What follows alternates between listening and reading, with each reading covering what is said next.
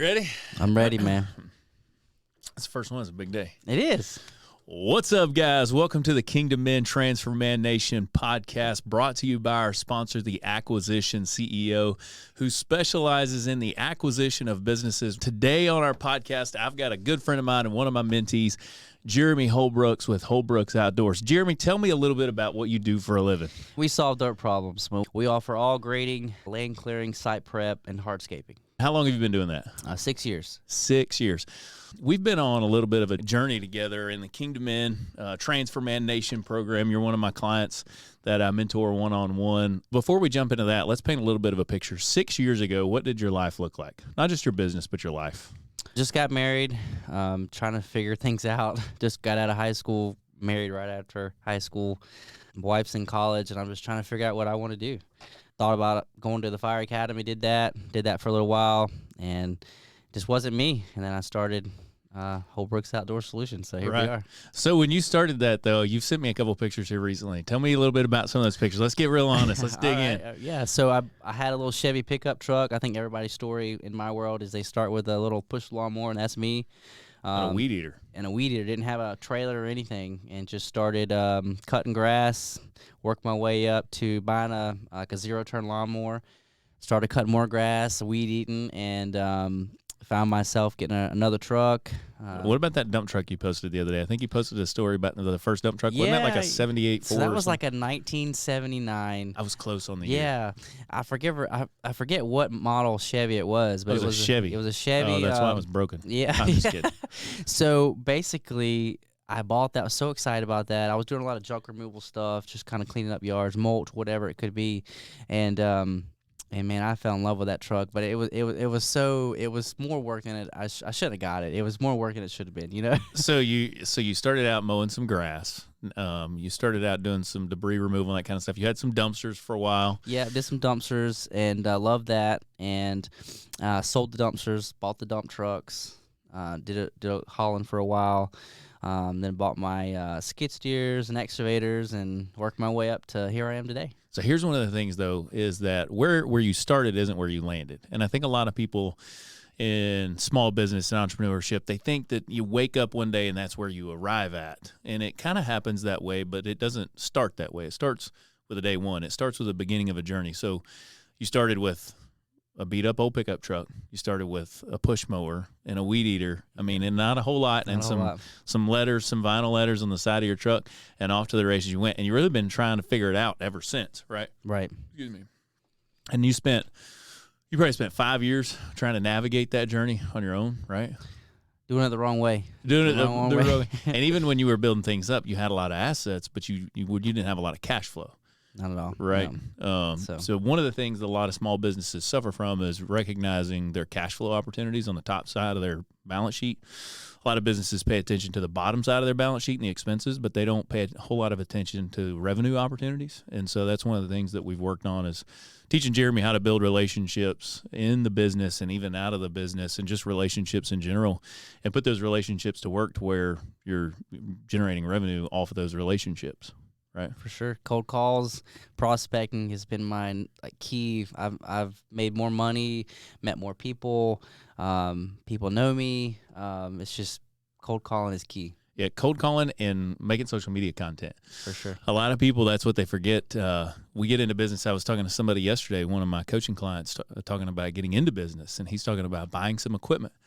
And I said, well, let's back the train up. Let's see who wants to pay you for that service first. Let's see if you can go out and generate some revenue or at least generate some curiosity for that business opportunity before you invest in the equipment. Kind of like a lot of guys in the landscape or grading space, they buy a lot of equipment. It's exciting, buying a skid steer, buying a flatbed truck, all the fun stuff. Cool. It's cool. Yeah. And then you have to sell jobs.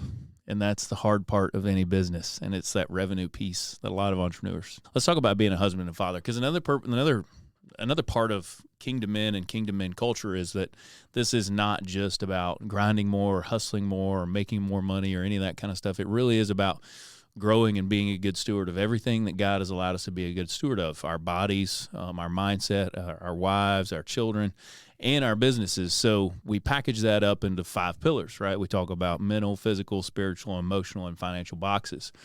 and where everything lives. But let's talk about kind of the fatherhood piece and that kind of stuff, and how far you've come, because I know that's exciting. Yeah, it is. Gets you all teary-eyed and that kind of stuff. But let's talk about where you started with that piece of the journey and kind of where you're at now.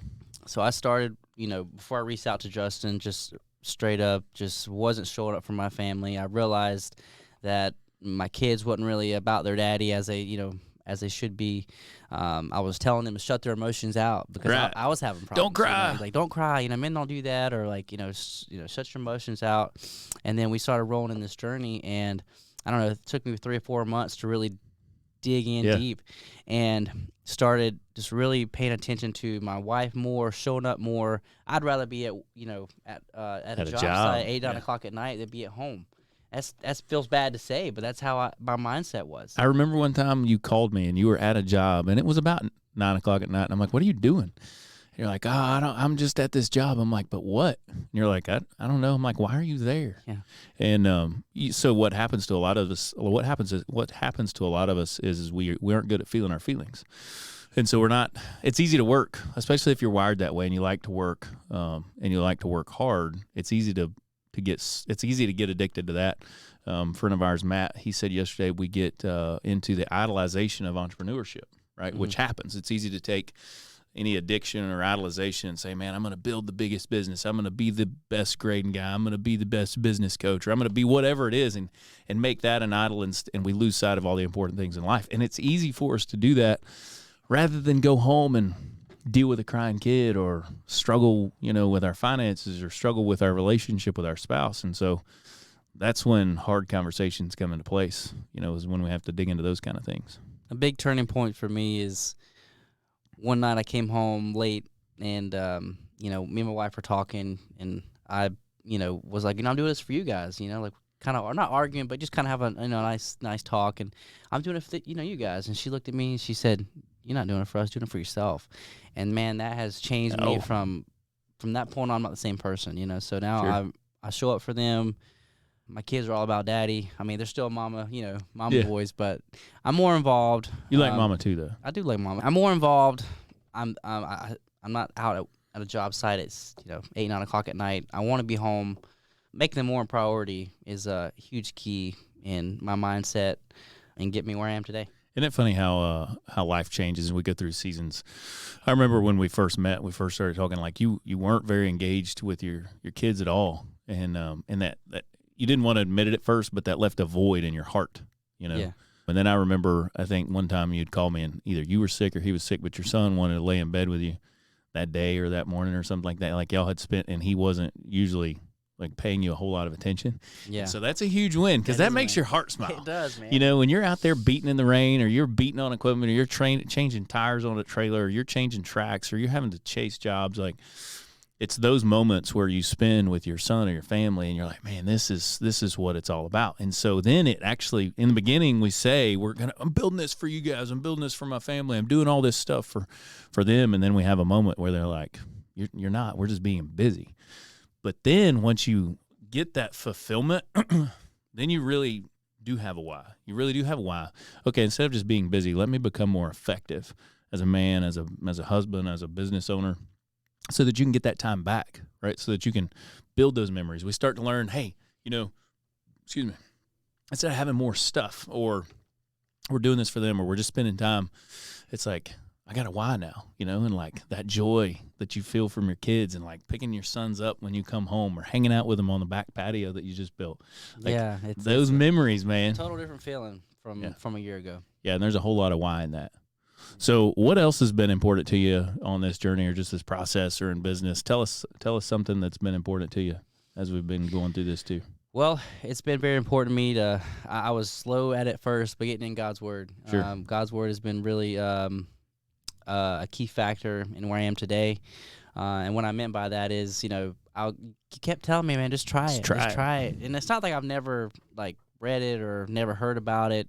I just past experience, and I finally did it, man. And I think it took me about 6 months, maybe 7, to really dive in.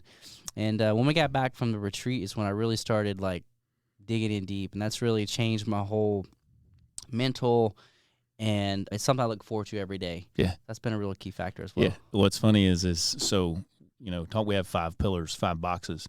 The mental box, the emotional box, and the spiritual box, they all really tie together. And when we're not in God's word, or we're not sharpening our sword or strengthening our shield, with that, the spiritual box is kind of weak, and they all play almost like a curve, like they're tied together. And so when our spiritual box is low, typically our mental and our emotional box is low. But when we start to fill that spiritual box, the other two start to fill up as well. And what's funny is I remember being at the retreat, and you were kind of having a hard time with some things. And I was like, dude, you got to get in the Word. And I remember you opened up some verse. It was like whatever it was a day. And you're like, this literally just told me something I needed to hear. And that's what's interesting is God's Word is real. And God's not random. When we pursue and we want to seek God and we want to hear from Him, He'll speak to us. The thing is, He's already there. We just have to do our part. And a lot of times that shows up in the form of getting in the Word or getting in a Bible study or hanging out with people that are seeking God as well, because God will speak through those things or through those people into our lives. And I remember that too. You'd be like, man, I don't know. And then I remember at one point I was like, man, if do this for 7 days, and if it doesn't do anything for you, you can fire me or something like that. And so you started to get in the Word, and it's like, this does make a difference in my life. And so for me in the Bible, I never really read the Bible either until probably a year and a half ago. And I started to make it part of my daily habit, whether it happens in the morning or evening. But what I learned is the Bible is just full of wisdom, right? It has a lot of good advice in it. It's not a rule book as much as it is a playbook. Mm-hmm. There's good advice in there for being a husband, for having patience, for having grace, for having mercy, for investing our time and our finances and things like that instead of spending them. And so once I started reading that, same kind of thing happened. I started going, There's something to it. Yeah, for sure. 100%. And like you said, if something's going on the day before or that morning, you can flip to any, it's crazy how it works. It's just like, man, that just happened. Like our favorite words are God's not random, right? God's not random. And I'm thankful for that. He's got a sense of humor. For sure. Another key factor is my mental.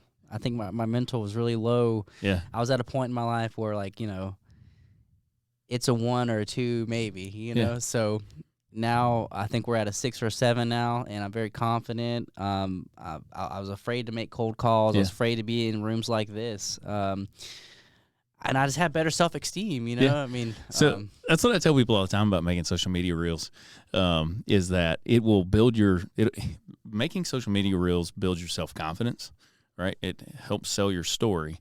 But it also helps your public speaking skills, right? You just get better. The more you talk, and reels, listen, they're hard. The first ones, they're rough, and it's okay. Yeah. Kind of ties back to what we were saying in the beginning about, you don't just wake up one day and you're there. There's a lot of really weird things you got to go through in order to get to that final destination. Same thing in making good content. You're like, okay, I'm going to start from my phone. Then you get a microphone. Then you get a selfie stand or two. Then you might get a light. And then you're like, oh, I need some software. Then you end up in a podcast studio. Yeah, it's crazy how it works, man. How you get there. It's awesome. So, well, cool, man. Well, anything else, any other tips, top tips or anything like that you could give somebody as a husband, as a father, maybe a top tip that you could give them, like, hey, hang in there, keep going. Just one of the things for another busy entrepreneur and a father that you could maybe give them a piece of advice and they'd be like, man, that hits home. Set your pride aside and be vulnerable. That's a good one. Set your pride aside. And I think that's critical because a lot of men, I did it for a long time. I pretended that I was okay, right, in a lot of ways, and I wasn't. So until I set that pride aside, it was hard to really to just come to terms with who God made me to be. So once you do that and you reach out. Yeah. It's okay. Everybody needs help. Everybody needs help. Change everything. It changed everything. Thanks, guys, for tuning into the Kingdom Men TransforMANation. Having my buddy Jeremy Holbrooks on today with Holbrooks Outdoor Solutions. He solves dirt problems. And thanks to our sponsor, the Acquisition CEO. If you have questions about acquiring a business, hit me up. We'll put you in touch with him. Let's go do some winning. See ya.